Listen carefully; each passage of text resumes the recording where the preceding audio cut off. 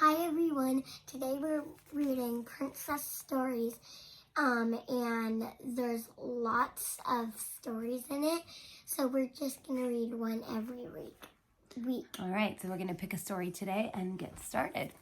Okay guys, so this is a really cool book. It's a collection of a lot of different princess stories, and today Charlie wants to read The Princess and the Rainbow. So once upon a time, there was a princess called Arabella who lived in a faraway land with many fairies. Princess Arabella took special care of the fairies because they had a very important job. Whenever the sun shone and it rained at the same time, the fairies used their magic to make beautiful rainbows. There was a fairy in charge of each of the shades that made up a rainbow: red, orange, yellow, green, blue, indigo, and violet. The fairies loved their work, and they were very happy. They knew they had the best job in the world because whenever anyone saw a rainbow, they were instantly filled with joy. "Ah!" children chorused in awe as the brightness filled the sky. "Oh!" women and men smiled in amazement with huge grins on their faces. "What a wonderful sight!" people would comment, pausing to stop and stare at the rainbow arching above their heads.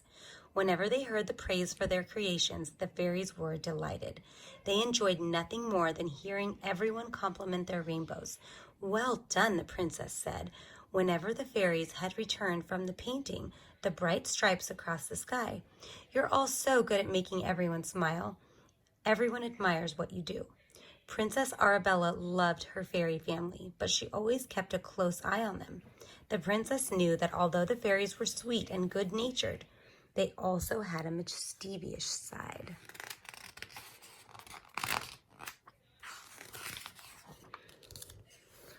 One day, the princess was very tired, so she decided to lie down under a shady tree and take a nap. As soon as her eyes closed, Fairy Violet had an idea. "The princess is fast asleep," she whispered to her friends.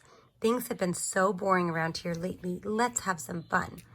Fairy Red's eyes twinkled. "Let's change everything so it looks completely different," she said. "People love our rainbows. Let's put them everywhere." "Yes, let's," all the fairies chorused, giggling with glee. They flew off around the land in a blur of golden wings. Fairy Blue waved her wand. All of the trees in the kingdom became orange and yellow striped. Fairy Green cast a spell and made the grass indigo. Fairy Yellow turned the sun violet using magical sparkles. Soon, everything in the kingdom looked completely different. "Look how pretty everything is now," Fairy Violet said contentedly. When the princess awoke, she heard the sound of delighted giggling. She sat up and yawned, then blinked in astonishment. Everything around her had been transformed into rainbow shades. "What's happened?" Princess Arabella wondered. Then suddenly she understood. "Oh no, it must have been the fairies. I hope they can change everything back again quickly.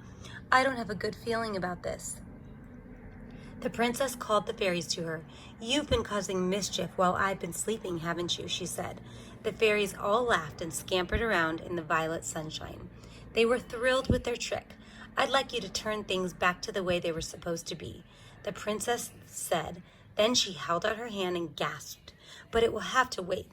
It started raining. Fairies, you need to make a rainbow." The fairies darted into the air and flew away at top speed. They busily painted a rainbow, and soon curved stripes were reaching across the sky. The fairies fluttered back down to earth and admired their creation. "Look," Fairy Orange said, nudging Fairy Red. "Some people are coming. Watch their faces when they see what we've done." But the fairies were astonished when no oohs or ahs of pleasure came. Nobody said a word about how beautiful the rainbow was. In fact, everyone ignored it completely. The fairies were dismayed. This had never happened before. What had gone wrong? They rushed away to find the princess. "You have to help us," Violet Fairy pleaded, tugging at Princess Arabella's sleeve. "No one liked the rainbow we made. Everybody just walked past and didn't make a sound." "We're not making people happy anymore, Princess. What should we do?" Princess Arabella looked up at the sky and immediately knew what the problem was. "It's because it's difficult to see," the princess exclaimed. "After your mischief making, everything in the land is bright. and you've mixed everything up so much that nobody can see the rainbow." "Oh no," the fairies gasped. Fairy Red started to cry. The princesses felt sorry for the fairies. She knew the fairies hadn't meant to cause trouble. She gave Fairy Red a comforting hug. "Dry your tears," she said. "All you have to do is magic everything back to how it was before, and then everyone will be able to see your pretty rainbows again, and they'll be happy." The fairies quickly did as they were told. Sprinkling magic dust and waving their wands, they transformed everything in the land back to normal.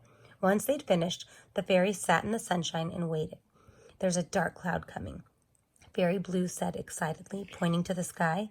The fairies held out their hands and before long, felt the pitter-patter of rainfall on their tiny palms. "Let's go," Fairy Indigo said, leaping to her feet and darting into the air. Quickly, the other fairies joined her, painting an arch that spread across the sky. It was the biggest and prettiest rainbow they'd ever made, and by the time they'd finished, they were all tired. There was a gasp from below. "Look at the wonderful rainbow," a mother said to her daughter.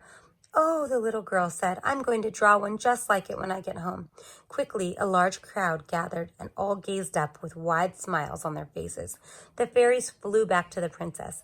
"Everyone loves our rainbows again." "Fairy, I'm glad," the princesses said.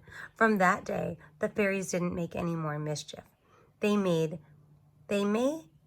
have made a lot more rainbows, though, and they know everyone always enjoys them.